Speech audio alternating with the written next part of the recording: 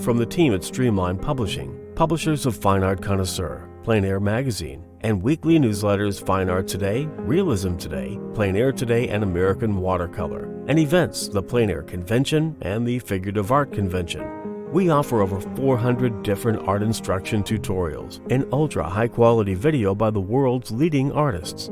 If you like what you see, help us support our artists and our team with your purchase. Each video aired has a special discount code for today only in the comments section with a link to the video offered. And to see everything we do, or if you want to receive notice of new releases, new products, and new events for artists, simply click the other link, which says, "See everything we do." Thank you. Hi, I'm Eric Rhodes from Plein Air and Fine Art Connoisseur magazine. When I lived in the San Francisco Bay Area, I got to know Huihan Liu, one of the great Chinese masters who lived in that area and taught at one of the local art universities. This man knows more about painting than almost anybody on earth. I asked him to do a video on figure painting. I think you're going to enjoy it.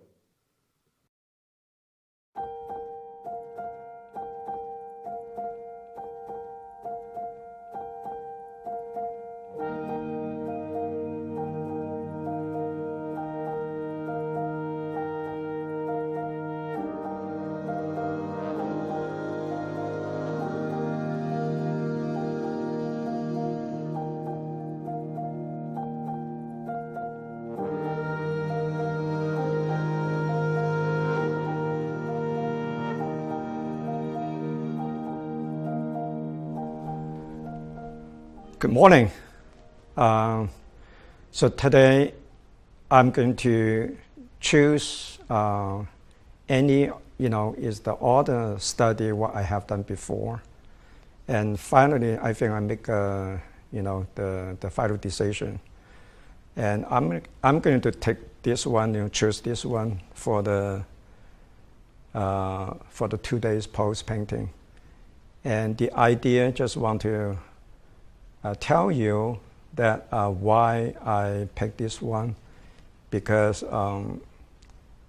another three to me is mostly like a full figure bodies, and they are looking good in different positions and different compositions. And the reason I picked this one because my decision is, I think, is based on the time limit, because I'm going to paint. To show you is the 2 days pose. So this is more like a slow processing, and I want to show you and how the painting from the from my studies. So this study is really under the time limit.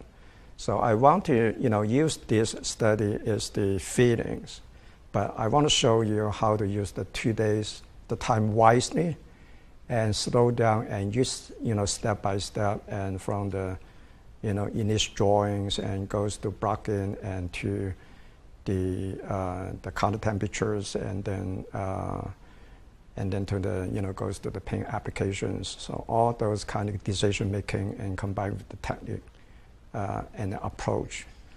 Because 2 days paintings, I think is different. I think first is different thinking, because the studies usually is the very quick decision making. You don't have too much time to look at the painting, evaluate it. So 2 days processing, I think, is good. You have the time to slow down, to look at, and to figure out what you're going to do, and on the next one. And also, it's good things you're learning how 2 days, and what my plan in the first day, and what will be in the next day. And so that might be interesting, then you can see it, and how from the beginning, is just set the foundation of the, paint. So today I'm gonna just block in, and so it goes from the drawing first, and then to the basic tone, block in. And then some of the paint, is so basically just try to set the direction for the second days. So each day slightly had a different plan. So that's the idea for 2 days processing. And so I'm thinking because the time limitations and then the feeling what I like, and because I picked this one because I really want to have the time to show you that I think it's a nice design first, and also I'll be able to have the time to slow down to show you how to, paint a beautiful face, because I like the light and the shadows. Is kind of a very fun design. Okay, and also I want to show you. So this is kind of the cell phone, just some snapshot from yesterday. So I'm going to use this to pose and then to bring the model back and then use the same setting up. So I'm going to just bring all the position as close as possible from yesterday.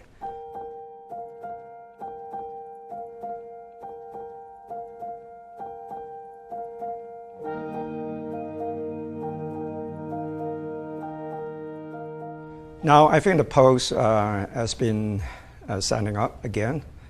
I try to get that as much as close. Usually just double check for light and shadows, the angles, just make sure, and I'm happy with. So once the pose and the position, everything I'm happy with, and now I want to tell you that today I'm gonna use the full color palette. So yesterday I was using the three, the basic primary color and plus white. Today I'm going to use one, so pretty much like around 13 and 14 different colors. But actually, is all the color is that as what we learned before, and pretty much we can mix from all those three primary colors. And before I'm doing that, so this is the canvas I'm going to use it, for 2 days. So so this is kind of nothing there. So I'm thinking how to make where's the position for design. So all those thinking is cross my head. First, I think I'm going to use this is a Velo charcoal.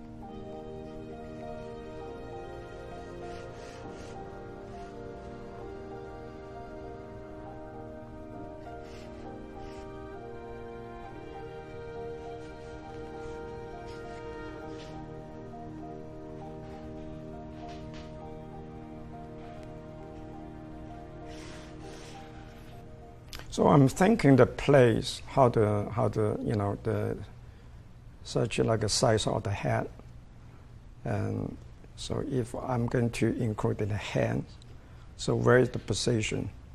So from the position of the hands, and goes to the size of the head, and I'm looking at the distance between. So make sure if I want to put the hands or without the hands, so there is a different thinking. Okay, different thinking means then can be a little slightly different compositions. So how much the size and how much space and the background. So the charcoal, this is the Velo charcoal. So if something wrong, then simply I can just dusting. So it's easier. So just try to get the idea. And also, I'm thinking, should I just include all the size of the head, or maybe there might be fun to use some of the cropping, part of the head. So how much you crop, and what's the the relationship between all the figures, the shape of the figures. And then how much background? So where the shoulder.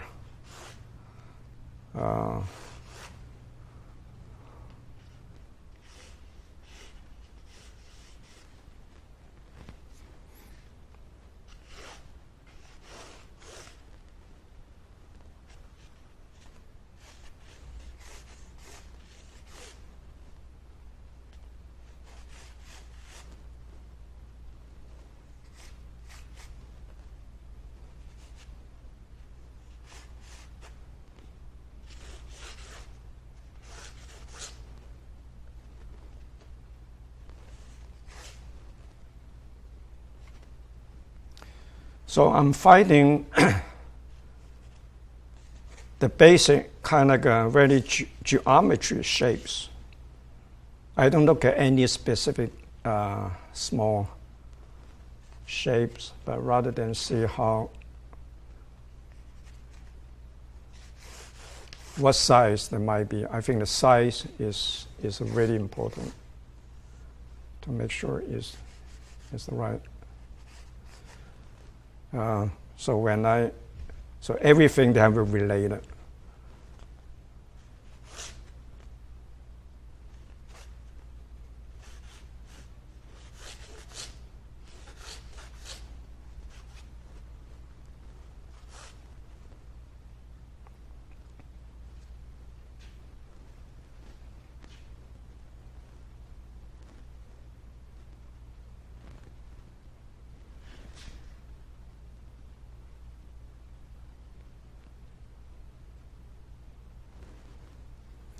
Then I take a look, and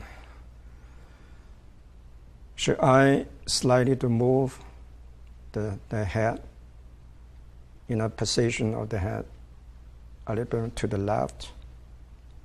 So this is still crossing my mind, and let's try slightly to remove, see what happens.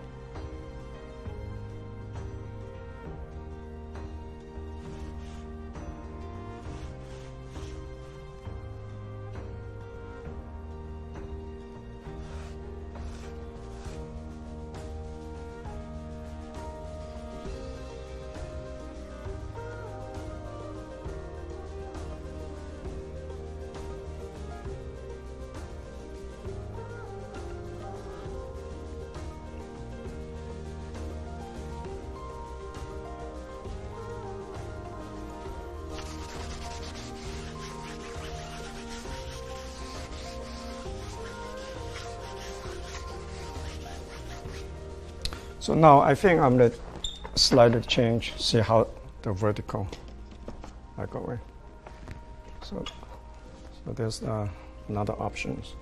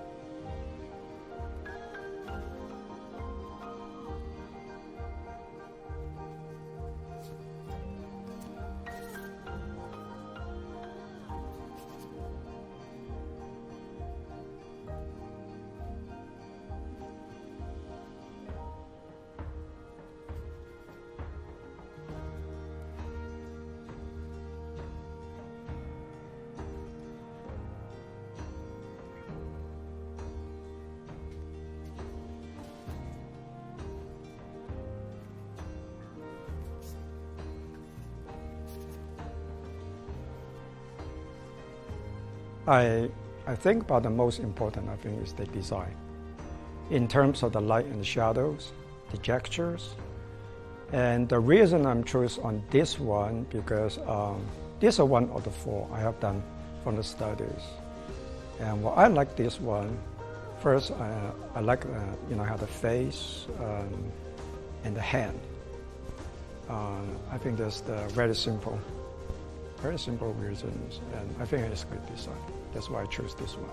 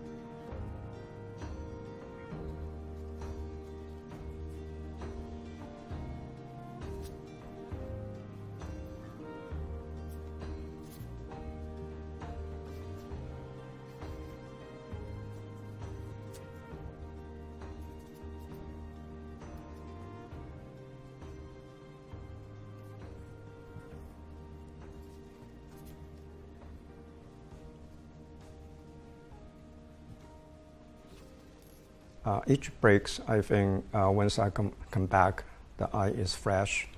So I look again and what I have done before. And then anything just bother me, I think better to look at. Right now, I think I might still need to slightly to move the head a bit more up there because I don't want that much space on the top of the head. So, I think the charcoal is much easier. I can just slightly to change that.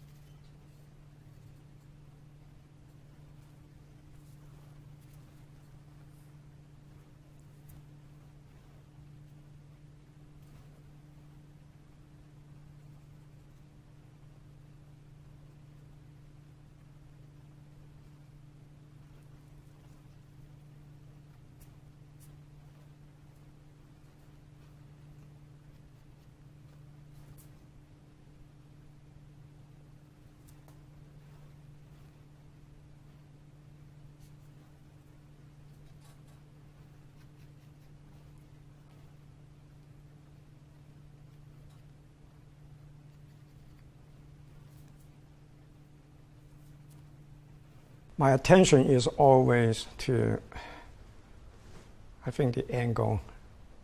So each section, I think, is so important. And I put all the shadows, connect all the shadows, so I see all the shape, how they connect. So mostly, I think the size is so important. The size, the distance. Such like so where's the position of the hands? So not the finger, but the shapes, the place. So if the place is not right, and so everything is off. So don't do any like small things. So each small shape is to me is not that important. So it should be everything is based on the major shape. It has to be right.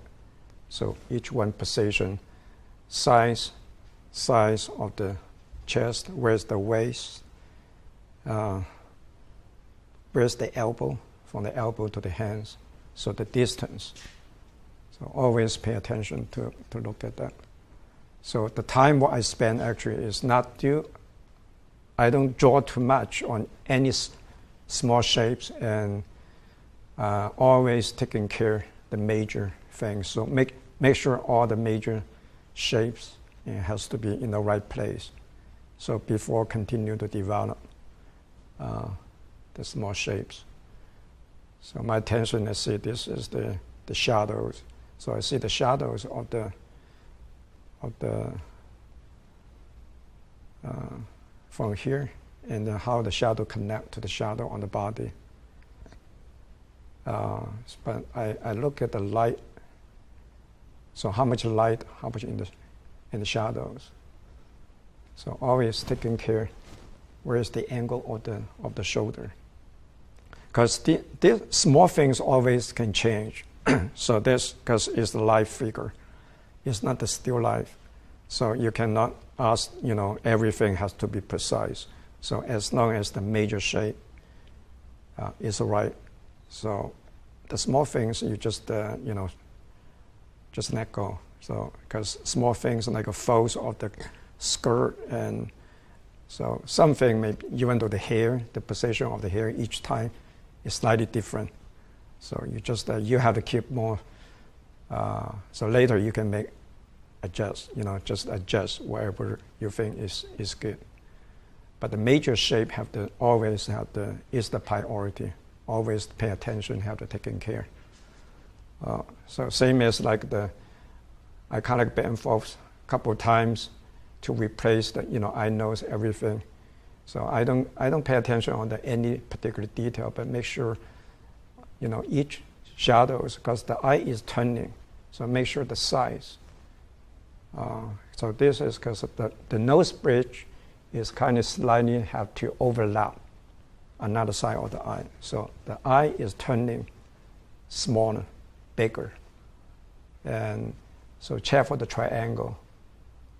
This is not this is slightly will change, move, but make sure the size on that, how much to the back of the hair. So this I don't care.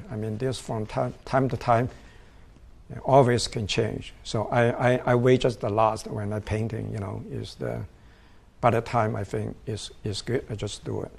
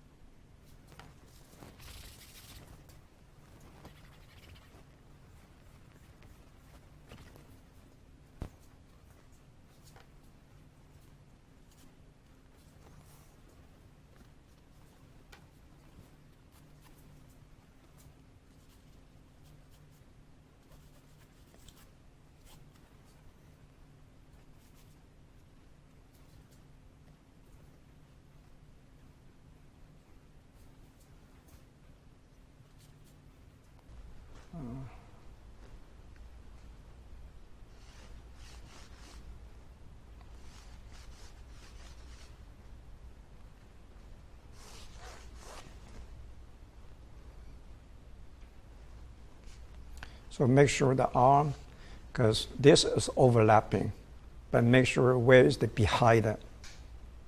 Okay, so the elbow, even though I don't see it, but how they connect it, so that's why I can see the width of the hand, and and then the hand should be right there. And I'm checking for the size. Of course, at the same time, you can check how high, if they draw the one horizontal line, how close to the lip, slightly lower or a little higher. But of course, the finger, because each time they might be slightly a little different, but that's fine. So those is, the position, I think, is the big deal, but not the small things.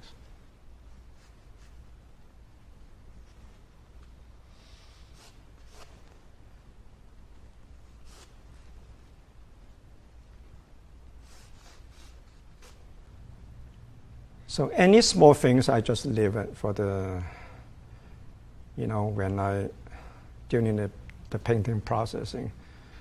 So I might slightly, of course, from the time, I'll keep adjust. So may not is necessary right now to keep everything is accurate. So small things, I might, take time during from the time. I can make a little small adjust. So as far as I know, the position of the hand is right there. But small things, let's say the finger may be slightly to change the shape a little different. That's fine. It's not the big deal, not the major things. This is gamso, and then as the solvent, and then I make some kind of like a brown color as the kind of underpaint. So I'm going to just redo it again. So just keep simple.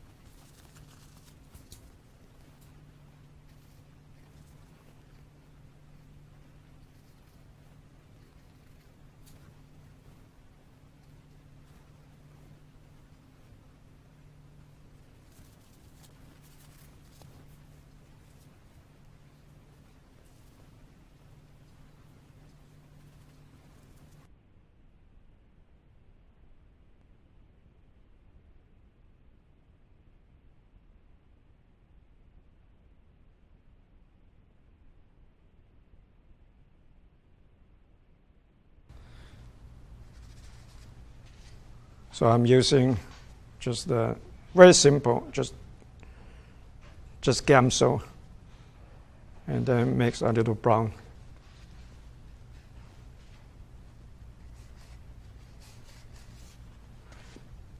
So the hair, the shape of the hair, we change it from time to time. I think I don't really care for that, but some of the, I think this is the kind of a key place. So I just need to make sure in the right place.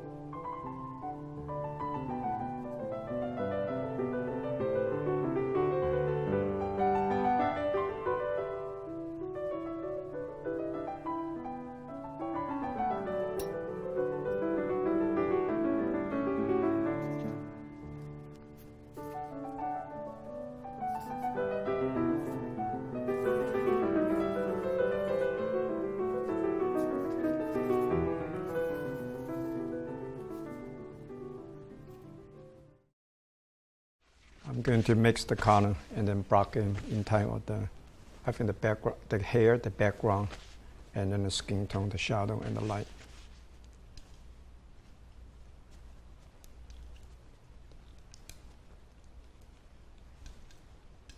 So first, I mix the color. I need to block in the dark first. So I'm going to working on the hair, and then continuing the hair, the shadows, and then on the background.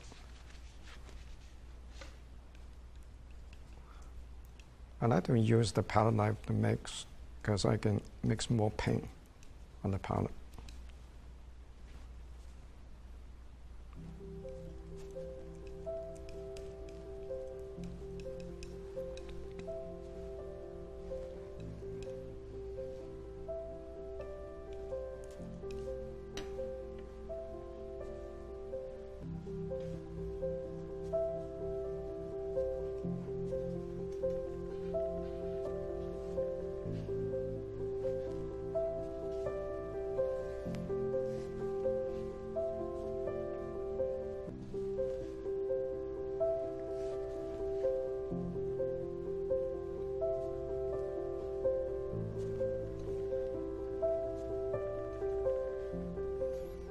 And then slightly to mix a little different color, yellow ochre. And then this is sap green.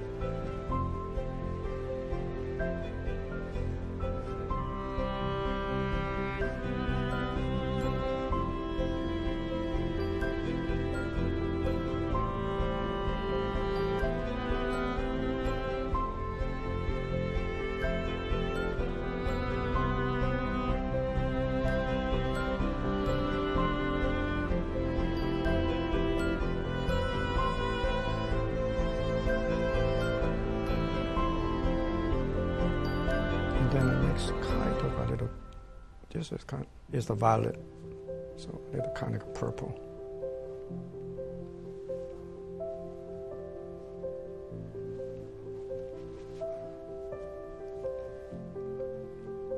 But keep simple.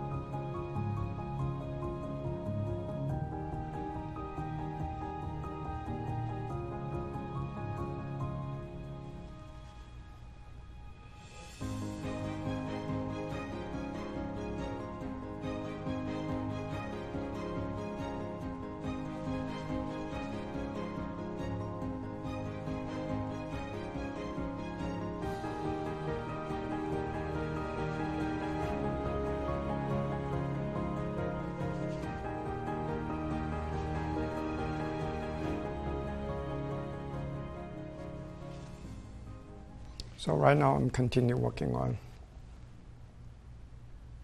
So once I get those kind of a visual, the eye and nose, just and see how the position. Still keep checking for the place. And I'm looking. I see a little kind of a purple color in the shadow.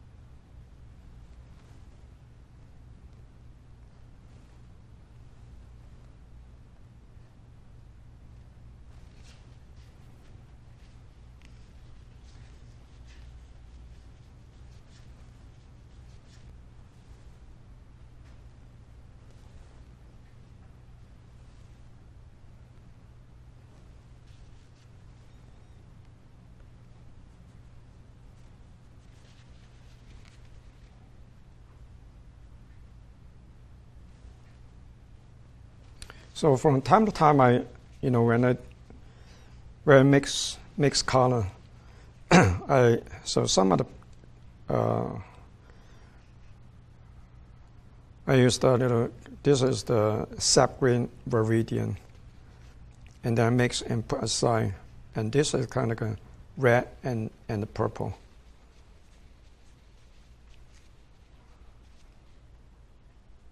So if I think it's too warm, I just put a little blue color, just a mix.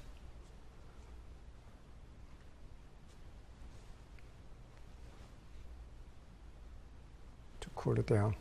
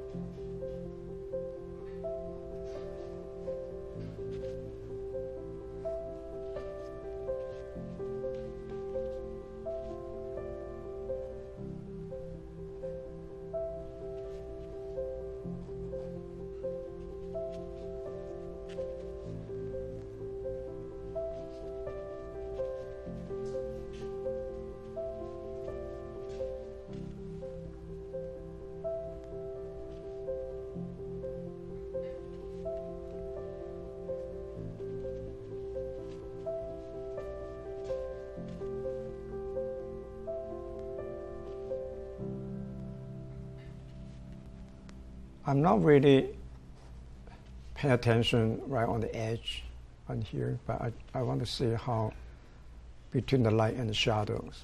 So mostly I think I focus the shape of the nose bridge, the shadow of the nose bridge. I think, to me, I think this is most important. The shape of the nose bridge, and then there's the corner of the shadows, how connect to the eye. So make sure the eye socket in the right place. So part in the light and part in the shadow.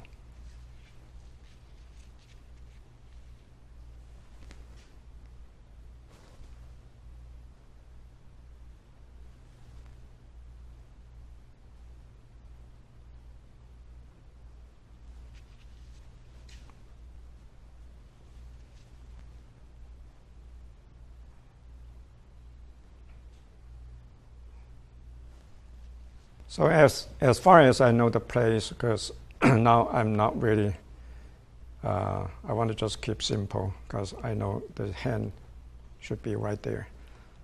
I'm not doing too much. I want to keep, at this time, just hold on for a little while because I know the position. And I'm going to just put a little color on the background, just only feel and see before I thinking what color there might be on the skin tone in the light.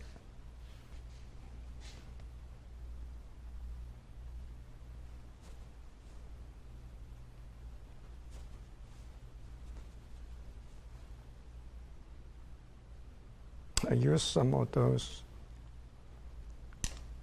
Those color is from last day. So it makes, I like some of those. I call like a junk, the color. So I toned it down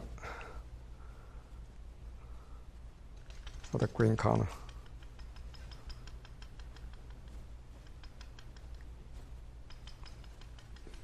So it looks like a much neutral.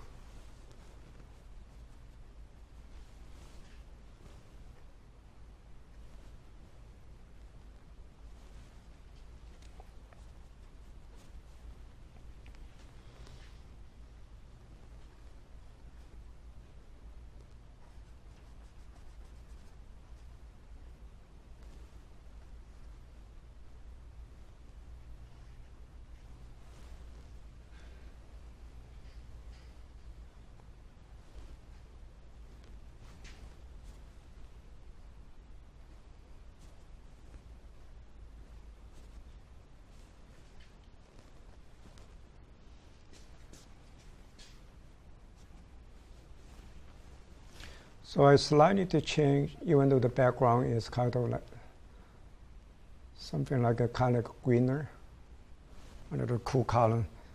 But on the left to the right, slightly I change the color temperature. So it doesn't looks like a flat. So kind of give a little bit more gradations.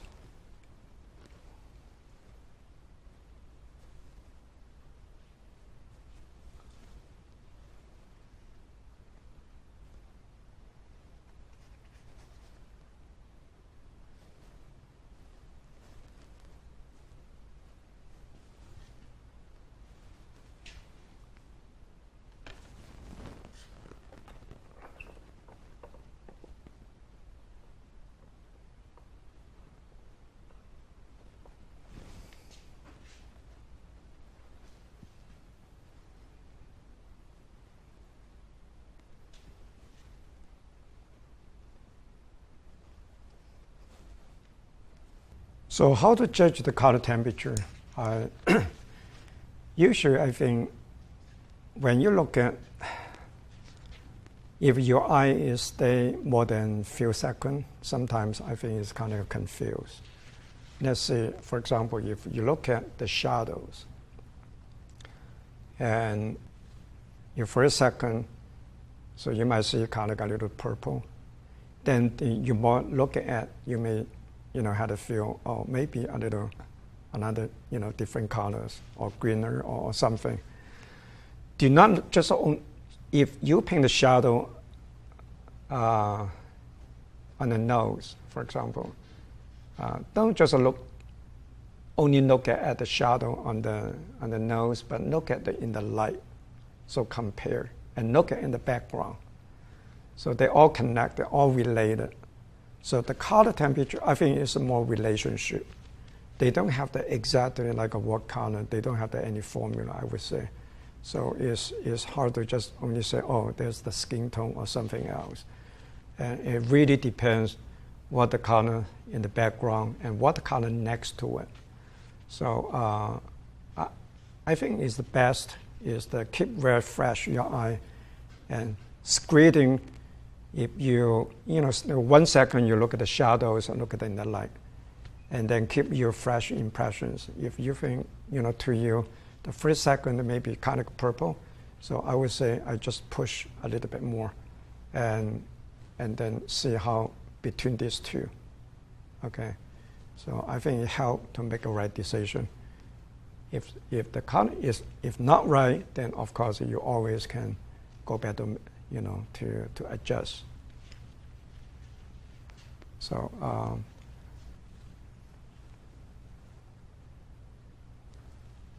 I think right now I just show you so far the stage. Just I brought it on the background, and then hair a little bit more like indication the shadow in the on the face. So I think I'm gonna just take a short break, and before the next, I'm gonna just show you how I'm gonna just get a little kind of like a light skin tone on the face. So the idea just want to get the basic, see how the relationship between the background, the major shape of the hair, the shadows on the face, and the light on the face. So after a short break, and I continue working on the face, I would say. So so I need to slow down. So it's more checking for, is the drawing, the value, the color temperature. So I want to be more careful to checking for each angles.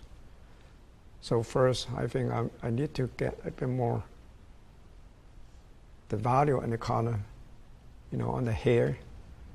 Then I can see that the shape is right before I add it on the skin tone.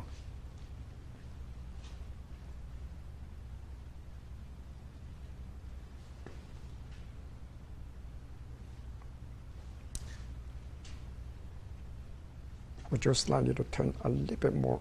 That's it. Okay. Yeah. Okay. Thank you.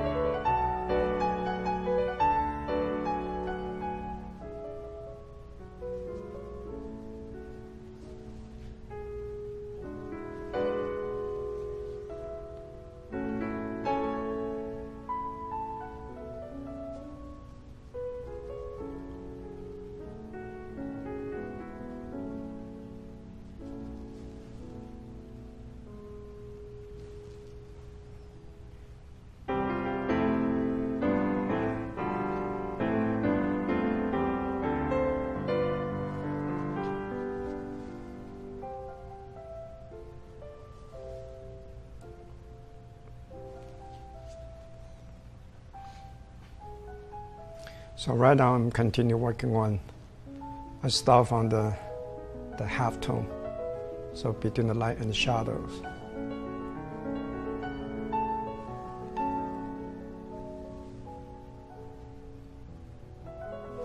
So I start from the kind of like a transparency, but now I add more opaque.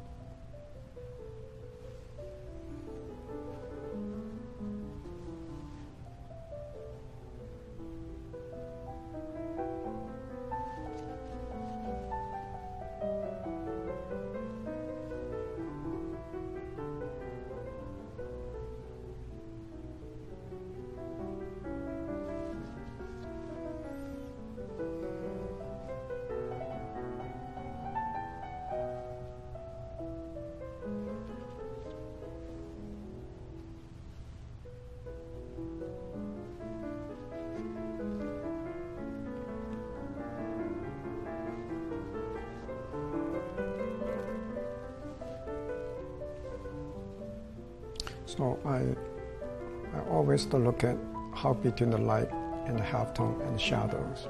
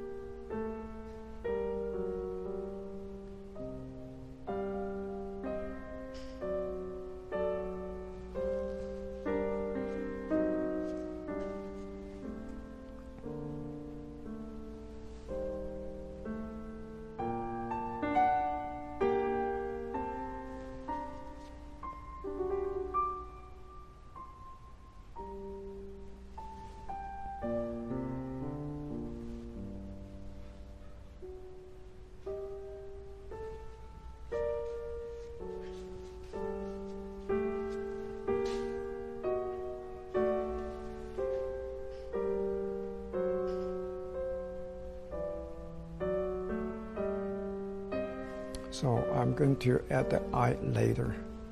When I put a light skin tone, I think better to complete paint the unity.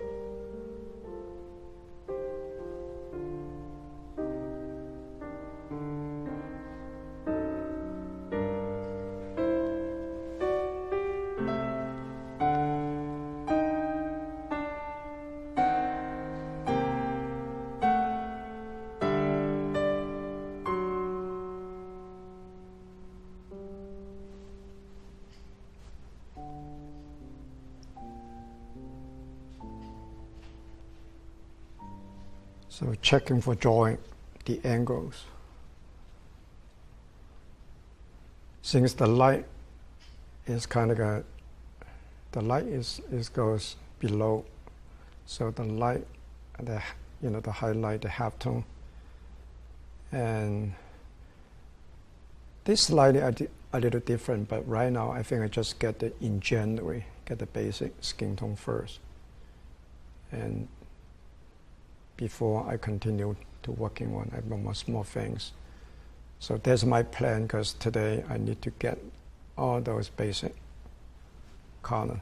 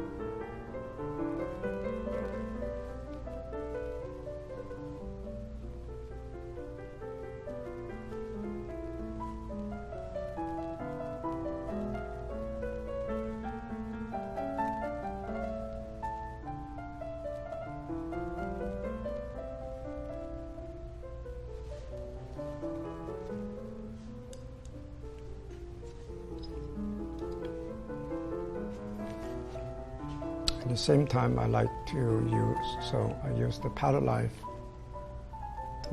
to simply to unify.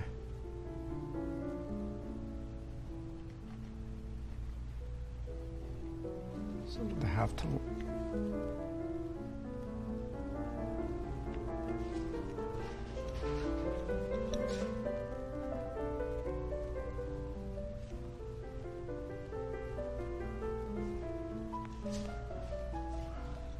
So I continue just generally get the basic light and the shadows.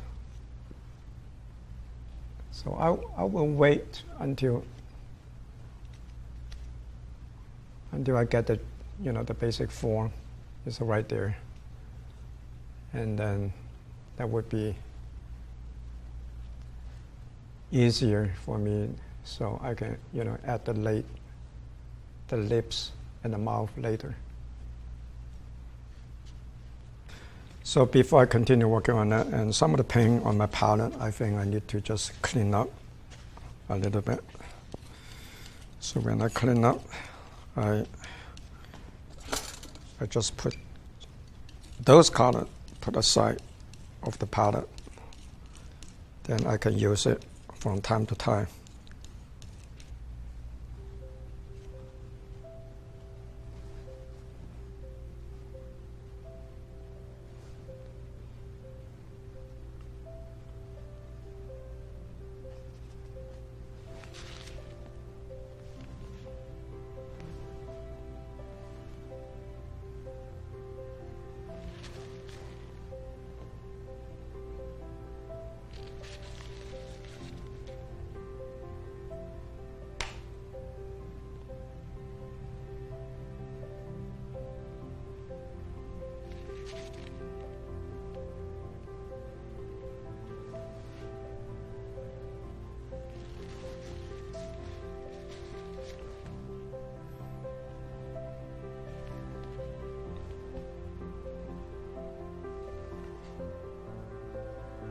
So anytime I put the colors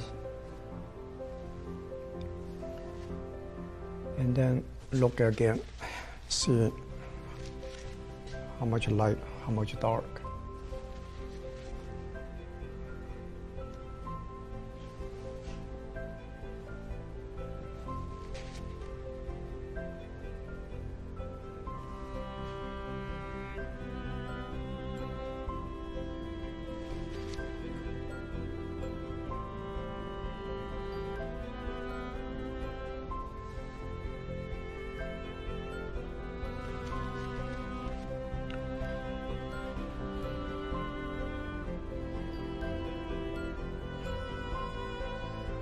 So if I can see a little yellows, just push more. Okay. But keep the the bottom here is this most light and stronger, and then gradually they getting slightly to change. So from the light to the dark.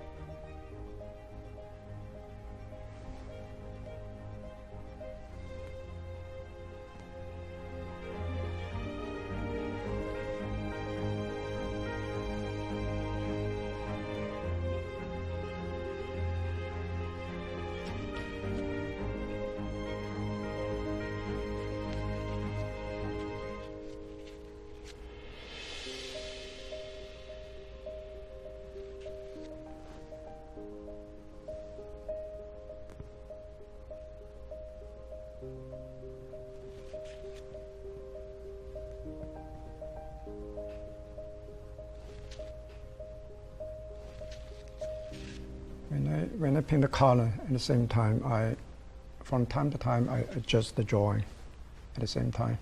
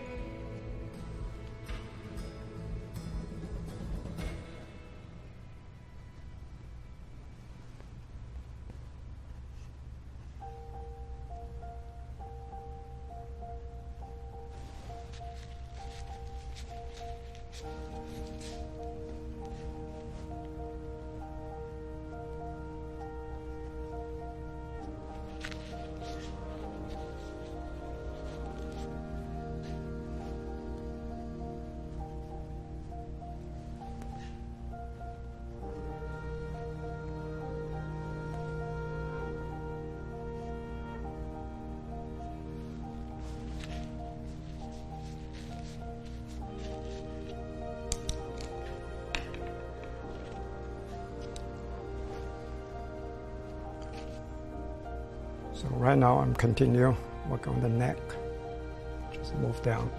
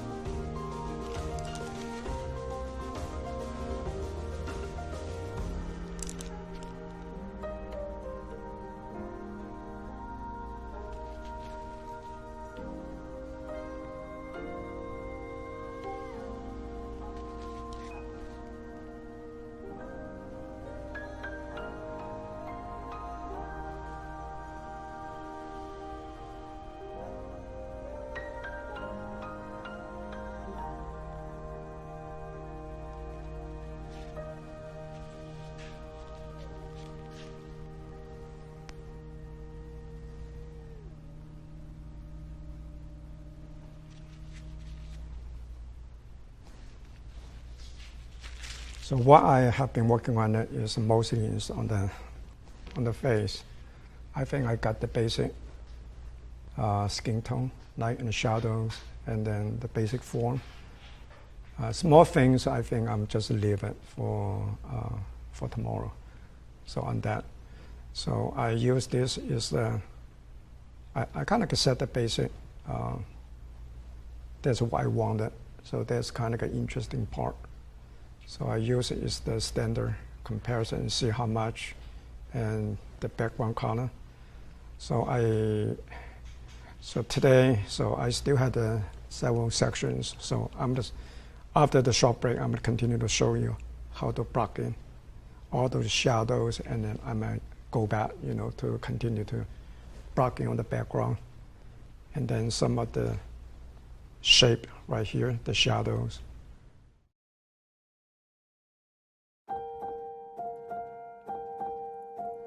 Some painters have the rare ability to capture the very essence of a scene, translated from their mind's eye to canvas, giving the viewer the feel and emotion of a moment preserved in time. Such is the work of master artist Huihan Liu. The emotion and feeling in his paintings comes from a system of painting he has developed for his students over many years, starting a process firmly grounded in the fundamentals of value and composition, and ending with his techniques and brushwork that will make your paintings stand out, all which he shares on a new instructional video, Huihan Liu, Expressive Figure Painting. Now you can become more expressive and painterly in your own artwork. capturing emotion and telling a story. Follow along as this award-winning artist demonstrates how he poses models and creates studies to determine the composition that best tells the story. You'll see a series of time studies of the model in various poses and how he approaches each painting and what he's thinking through the process of what he calls problem solving before he starts on the bigger, final painting. Then you'll see the full painting created from start to finish. You'll have a bird's eye view of the model, the canvas, and the palette as Huihan vigorously mixes paint, works out the composition, establishes values, executes the initial studies. You'll see the difference between the limited palette he uses for short poses and the full palette he turns to for larger work, and why that's important. Watch this thoughtful artist contemplate the scene before him and how he uses his brushes and painting knife in so many fascinating ways. You won't want to miss this master artist at work. There really is no way to explain in words what he does. You simply need to see it for yourself and the possibilities for applying his methods to your own work. Treat yourself by sitting at the feet of a master to learn from his decades of experience. Huihan Liu, Expressive Figure Painting, is now available on DVD or digital download. Order yours now.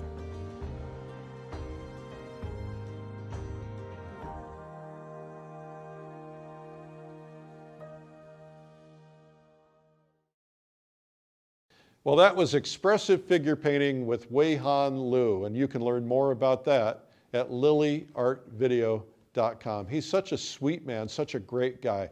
Here's the interview I did with him. Hi, I'm Eric Rhodes, publisher of Fine Art Connoisseur and Plein Air magazines. Today I'm honored to have Huihan Liu with us. Huihan, welcome. Oh, thank you, Eric. First of all, I think I'm so honored to be interviewed. And it's because we know for many years actually, but I feel so grateful, to be here. It is I that is honored. It's nice to have you in the studio with us today. So, do you remember when you and I first met? Yes. We met in the, I think in your house at the time. Probably. Yeah, in Lafayette. Yeah. It was a beautiful memory. Yeah. Well, I was living in Lafayette, California, and you were living in Concord. Yeah. Very close by. Yeah. So we became, for everybody's benefit, we became friends and went out painting from time to time together. Yes. And it was a special time. Yeah. I learned a lot watching you. Well, it was great fun. Yeah, it was great fun. Well, what I thought would be fun today is for the next few minutes, let's talk about your upbringing, which I find fascinating, and then we'll talk about how you found art, and then we'll talk a little bit about art and technique, if that's okay with you. Okay. All right. So tell us where you grew up. Well, I grew up in southern China, Guangzhou City, and during the 50s, actually, the life in China is really, I would say simple, and it's a really undeveloped country. But I grew up in a very quiet and, I would say to me, is the very peaceful, simple life. And to me, I think my memory is I start to just, I love to draw, just do a bunch of the sketches, always a sketchbook in my hand. Now, was this area that you grew up in a farming area, a country area, or was it a city? It's in the city. In the city. Yeah, actually, I'm kind of like a city boy. You are? Yeah. Well, I remember you telling me, it seems like there were several people living in your house. Did you have a big family? I do have a family. I used to live with my grandma, my parents, my grandma. Yeah. And I remember you telling me you had chickens in the house. Yes. Tell us about that. Yeah, because my grandma, she's from is the farm area actually.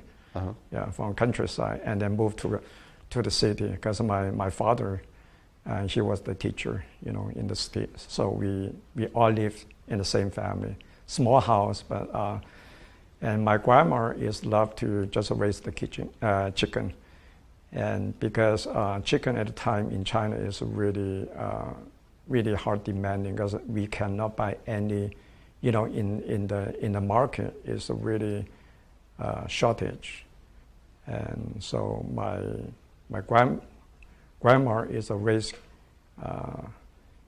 chicken and then get the egg, because the egg is not easy. You can buy it at the time. Right. Yeah. And you used to write on the egg. Yes. And I remember by the time each new eggs, and my father just write the day. Right. And then put into the jar, just keep it. And then we always ate the egg from the older one. So watch the day. So save the new one. Yeah. So there was no refrigeration. No. Yeah. Everything, So, we don't have the refrigerations. And how would you eat the eggs? Is it the same way we eat eggs? Do you boil them or? Yeah, boiling, mostly, yes. Uh-huh. So was life difficult at that time when you were growing up? Well, I would say if a comparison is kind of difficult, but because in China at the time it has been, just close the door. So we thought just everyone daily life pretty much just like this. Right. Now, tell us how you went from living there to becoming an artist. I mean, joy is my, I love to draw when I was a kid. Mm-hmm. And just made me happy, excited. Mm-hmm. And my father just gave me the, piece of paper and the pencils. And later on, I think he brought the watercolor for me. And so I love to go to zoo and any nature, anything. I think I just love to draw. Yeah, I enjoy the shapes. Yeah, but I did not, decide to become. I don't have the big dream, whatever is can be the great artist, whatever. I think just comes from myself. Right. My pleasure. Right. And so how did you end up in art school? Well, in art school, actually is kind of already competitive in China. And because we had only few art school in China by the time. And all the kids has to be prepared we call it a portfolio. But we also have we do have the regional art center. And even though in the middle school, and we have done art, in different programs, like drawing and music. Mm-hmm. So I was in the drawing program and just have fun. Mm-hmm. But it, go to the, apply for the art school, then have to be, prepared for the portfolios. So they only had so many seats available or so many classes available for students, and it was competitive to get in. Mm-hmm. So you created a portfolio. Yes. And did they give you specifics what needed to be in the portfolio? Yes. Yeah. Yes. So were you accepted? Well, it takes, because after from the high school, I graduated from high school. Because in China, we don't have that much choices. Right. So aside is by the government. I worked in the factory, a machine factory, in about a couple of years. That was 1970. And what were you doing in the factory? I was just like a worker, just for loading and machines and anything. So you were assigned to that job. You didn't have a choice. I was assigned. Yes, I was assigned.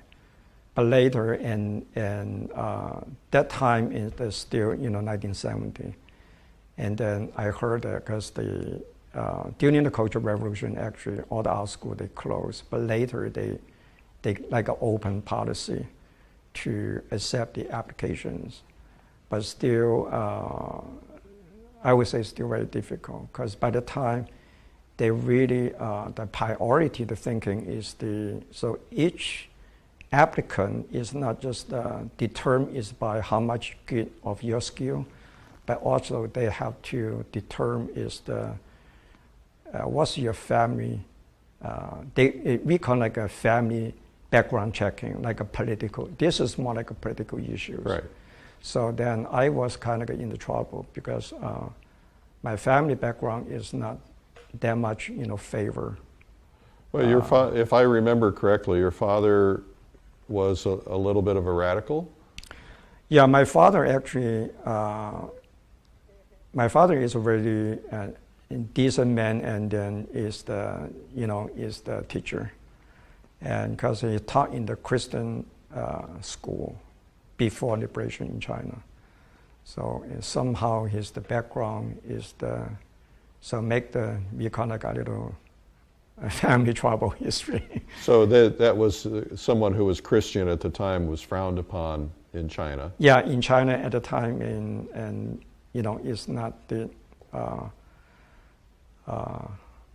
the trust by the government. Yeah, by the government. So that was a black mark against you in terms of getting into the school. Yeah, they against me. Actually, I applied the portfolios and then. But the school, the committee, and first I think they look at and they want me to, because we need to take a test, examination. Mm-hmm.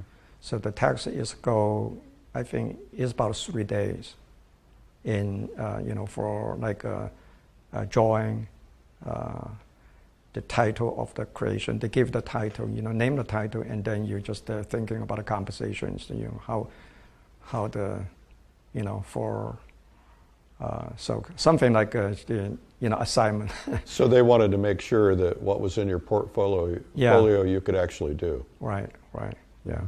But later and I think I had a very good teacher. Actually, without her help, and I won't be able to get into the art school because many things is kind of a complicated issue. Yeah. But I think everything to me, I think I was lucky. Yeah. I was so lucky. Probably your friends that you grew up with are still working in that factory many years later. That's true. That's true. So to me, I think that's the turning point of my life. Yeah. Well, that opened up your life in so many ways. Mm-hmm. And we'll talk about that, but I want to talk about the Cultural Revolution because I think it's important. Most people in America don't understand what happened in terms of the relationship between the Chinese and the Russia as it related to art. Can you talk about that? Well, I think during the 50s in China and we call like a former Soviet, at the time period.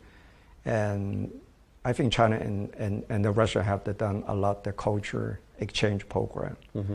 So that's why I think most of the art educations is the art school in China is more influenced by the Russian academic systems. So if I understand it correctly, the Chinese, because they were communist and they had a relationship with Russia, with Stalin. Yeah. And Stalin had protected representational art in Russia. When everything was leaning modern throughout the rest of the world, he was focusing on representational art and really kept those techniques alive. And then the teachers from Russia came to China and taught in China so that they would be able to teach these techniques. Is that correct? Yes. So like my teachers' generations, they grow up at a time, and then many of those actually they learn from the Russians. So Russian is the professional and come to teach in China, and then the China professional is the went to Russia and then study over there. Mm-hmm. And then the art school also we do have a lot exchange exhibitions. So we see some of the art school, their student work, and then they see some of the from China's. Well, that was a great education. Mm-hmm. What was the education process like in art school for you? Did they follow the traditional academic program they used in Russia? Did they start out drawing from casts and then to life, or did they do it differently? I think the system in China is same as in Russia at the time, and we have we call like a 3 years preparatory school for the art academy. So like 3 years preparatory. So preparatory school means the kids, after the middle school, if they accept into preparatory art school, it's about to take about 3 years. And so that's just to train you to be good enough to get into the other school. Yeah. And that's the same way it is in Russia. Yeah. So after they get the 3 years and trainings, so mostly it's the focus, the drawings and compositions, all those are basic and all anatomy.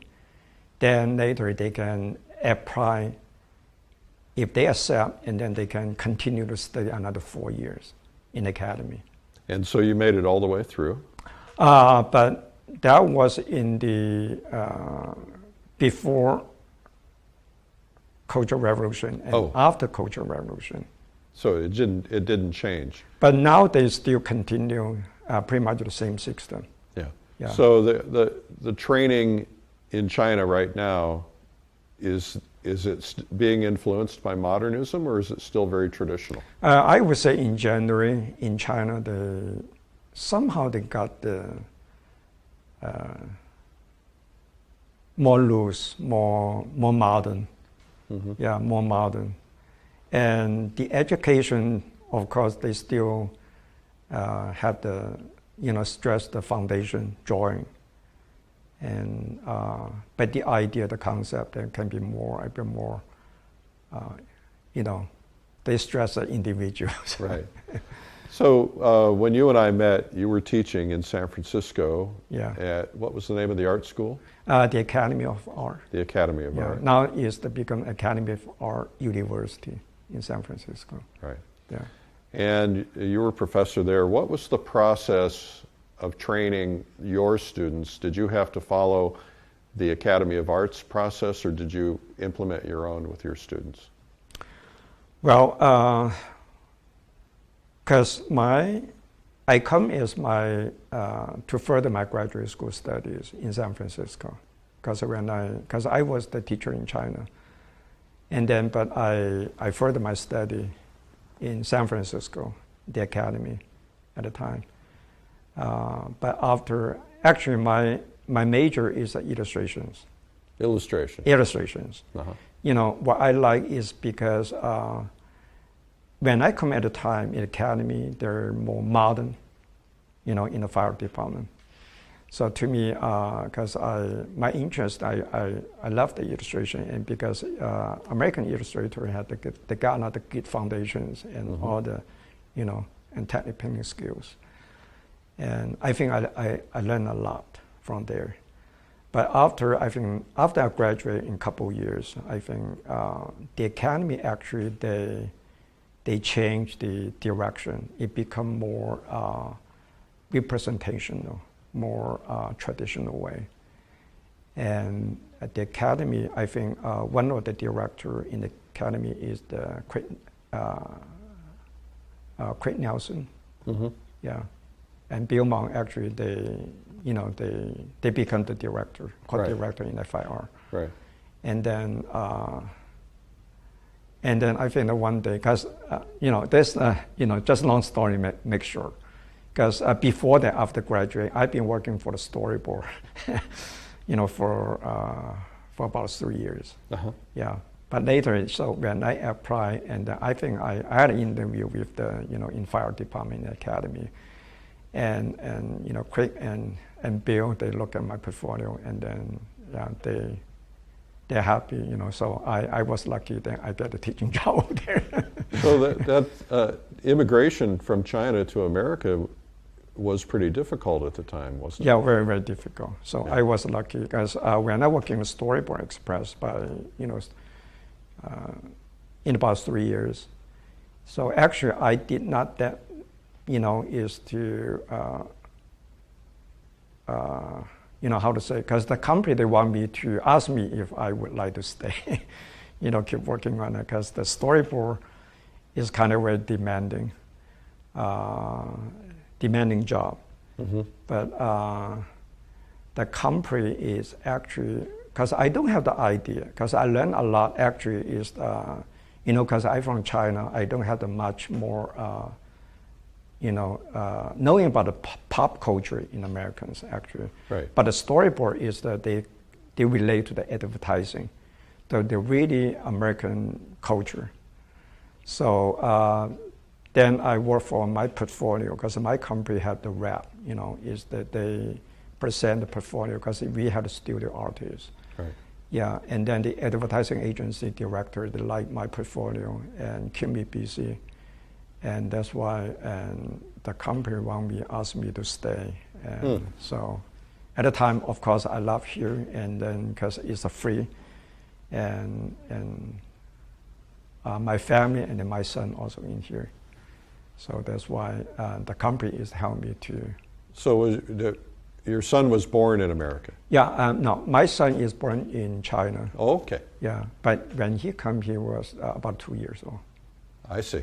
Yeah. So while your wife and your son were back in China while you were studying here? Yeah, we separated in about a year, more than a year. When I was That's hard. Yeah. I come as the foreign student, actually. That's fabulous. Yeah, very difficult. Yeah. But I was really lucky because so they come accompany with me. So for somebody who's new to painting, maybe painting and drawing, just starting out, and maybe they don't have the advantage of being able to go to art school, what is your recommendation for them? What is the most efficient way for them to learn and to get the best education on their own? Well, to me, my experience, I think, of course, if you had a chance to go to art school, it's good, but, just like everything, it's not everyone had the chance, and if not, but you just keep, just anything from your heart. I think the drawing is most important to me, do and draw. And then always, I would say to me, I think a lot of good painter. The education is important. Like academic training is important, but also is self-learning. Figure out. Is a learning from difference. Mm-hmm. Yeah, I think is important too. It doesn't mean is how many years your academic training or something. So just set the foundation, but you'll still be able to, you have to keep learning every day, just from any, be more open your eye. Right. Yeah, just keep doing, from your heart. Yes. Well, that's good advice. Yeah. So tell me a little bit about why you paint and why you choose the subjects that you typically choose. You and I were talking last night when you arrived a little bit about how you like variety. I like varieties. Well, I think just comes to my personality. Yeah. Yeah, because, artists are different. I like, I like to paint, at least I can see it, I like to meet people. That's why I enjoy the trips. And also subject matter to me, I enjoy the different subject matter. But mostly is, I have to be, in the life, then I can see it, then I can feel. Mm-hmm. And to me, I think that's so important. When you go on these trips, you have these magnificent paintings of children and families, people on horses, all kinds of variety. Are you posing these people when you're there? Are you just taking random snapshots? Are you doing sketches? Yeah, I love just very casual snapshot. And or if I can, I just bring my sketchbook. Mm-hmm. Yeah, mostly I think I like to catch the moment, the people. Even though they can, you ask them, they agree to pose for you, but when they pose, I don't think they're lost, Yeah, right. Because they're trying too hard. Yeah, I want to be more natural and more casual. Right. I don't know. I consider, myself, I love the late 19th century. That's my personal, late 19th century, and mostly like a naturalist. Mm-hmm. Just in different places, the people with the location. So I want to paint the people just be themselves. with Right. the environment. And where have you not gone yet to paint that you want to go and paint, or go and take pictures or sketches? Well, I think I still have many many places in my list.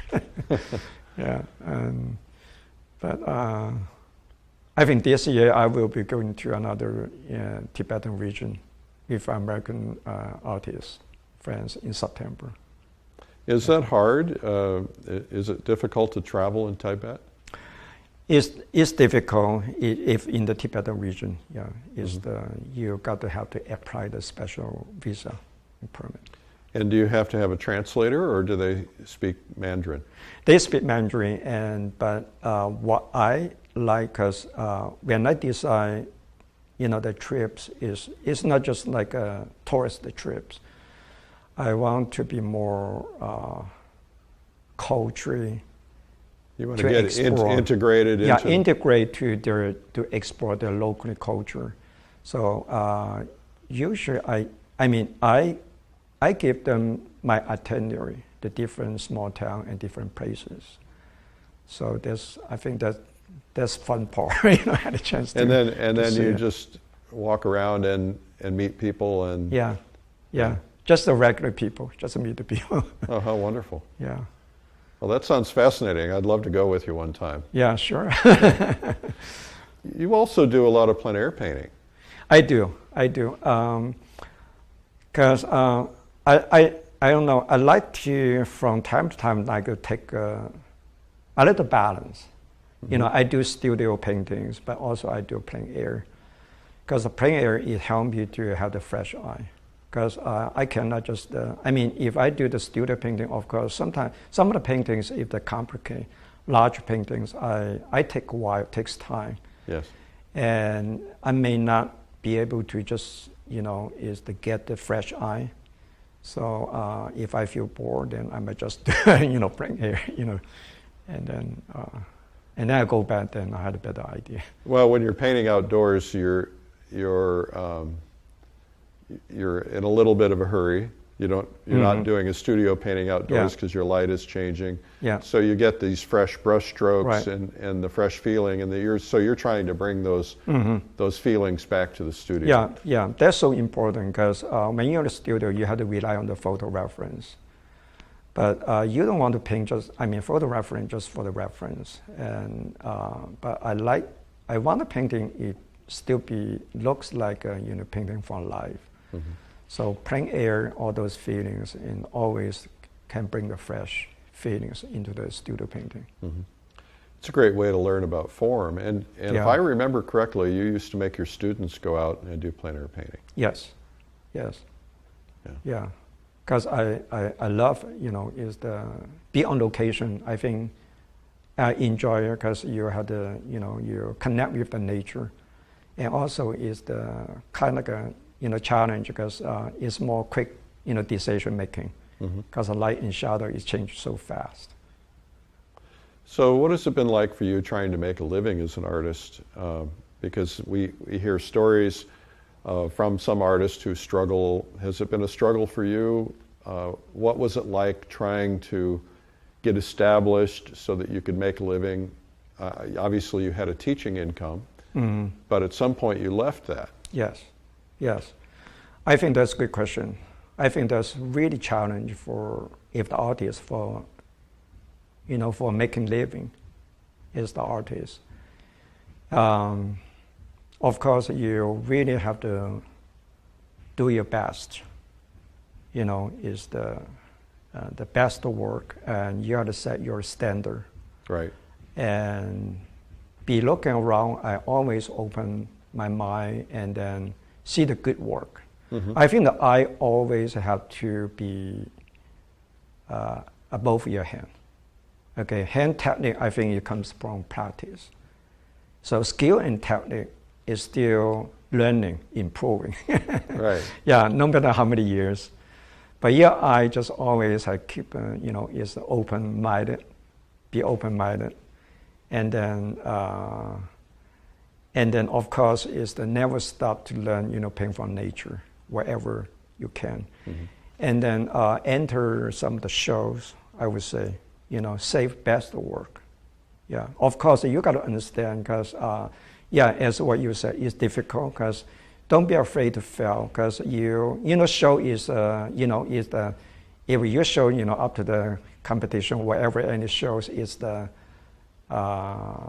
is really subjective. Right? Subjective. You got to understand. Right. Yeah, the objective is yourself, your standard. But don't worry, just you send out, just you think that's your best work. But if not accepted, wherever, and I think just be be humble. I think that's so important. And that's the way is that you always keep learning because, it's the last 30 years because I've been here. I think I'm thinking because, yes, struggle. Because you fail many times, you rejected by the show, and then you accept it, and then you won the award. And then your painting is not selling, right? Sometimes your work is, you think, is the best, but, is the people are just have different, different feelings. Yeah, of course, people can enjoy it, it's much happier, but everything is not that. But I think be happy, be open, be humble. How do you know when your work is excellent? That I think that's the hard thing is sometimes I'll be painting and I know something's wrong, but I don't know how to fix it. I don't know what's wrong. But it just doesn't have that feeling of excellence. How do you, when you get stuck like that, how do you fix that problem? I think when you're setting up, the painting, the idea, well, first, I think each painting to me have the limitations. The limitation means the idea, the visual idea, it's impossible you can combine so many different.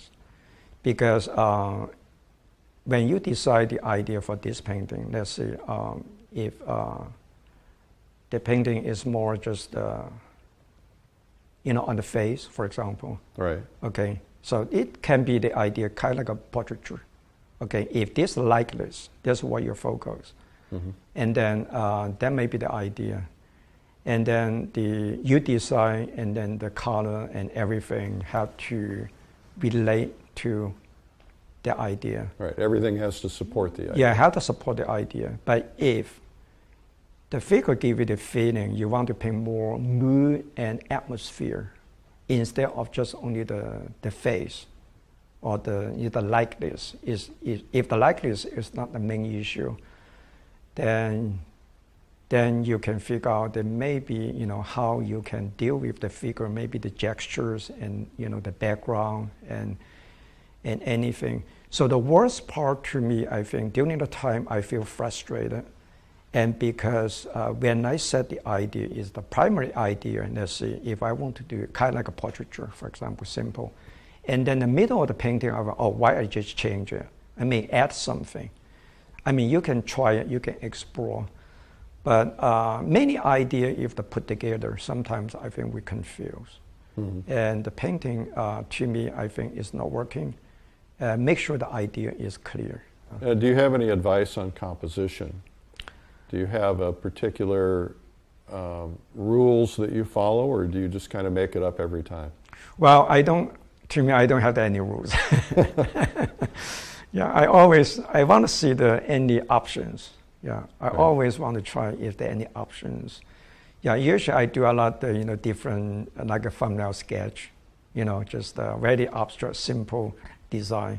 Mm-hmm. And maybe, is a, vertical or horizontal, maybe square, how my work. And, is to see how the basic value placement, mm-hmm. and if it interests me, and then later I make choices. Excellent. Yeah. Well, this has been wonderful. Thank you for your time today. I'm honored that you would come here, and I'm so looking forward to spending more time with you. Oh, thank you, Aaron. It's been so much fun. In the way. Thank you very much. If you want to learn to paint, that's the guy to learn from. Huihan Liu, Expressive Figure Painting, which you can find at lilyartvideo.com. I am enjoying this time when I can do things and learn things and grow. I'm trying new things. I'm learning sculpture. I'm trying new things in painting. This is a great time for you too. Take good advantage of it. I'm Eric Rhodes.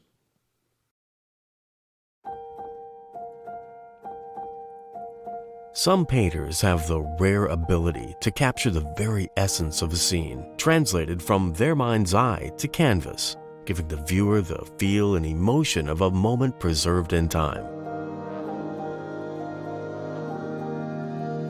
Such is the work of master artist Huihan Liu.